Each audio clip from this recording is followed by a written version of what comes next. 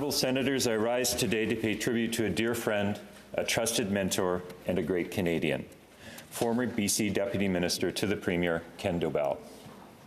It was with a heavy heart that I learned of Ken's passing late this summer. Ken left an indelible mark on Canada and especially on British Columbia. Over a distinguished career in the public service, he was also a dedicated student athlete at O.B.C. He then went on to complete graduate studies in the United Kingdom before returning home to Vancouver, where he would later serve as Vancouver's city manager and then as the first ever CEO of the Greater Vancouver Transit Authority. It was as city manager that I first met Ken. I was a newly elected, idealistic park commissioner, and to me he was a giant. Yet his door was always open. I recall our early morning breakfast at a modest cafe near City Hall, where his advice was clear, often blunt, and always generous. As I'd leave, he'd say with a smile, "Godspeed, young man." That work ethic and candor defined him.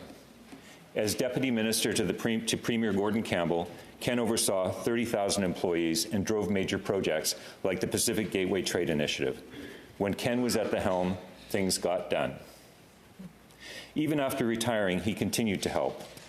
I once asked him to advise us on a thorny port project. After hearing our CEO's plan, Ken replied to my boss with a twinkle in his eye and a smile on his face, "Now, why would you do a dumb thing like that?" That sparked a good-natured debate that led us to a solution. He left us again with his trademark, "Godspeed, young man." Ken's legacy is all around us: the ECOM 911 Centre, improvements in rapid transit, the Vancouver Convention Centre, and the planning for the 2010 Vancouver Olympics. He also championed reconciliation, establishing a scholarship to support students working to build bridges between Indigenous and local governments.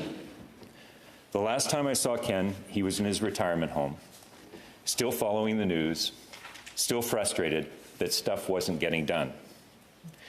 As I left, he offered me his usual refrain.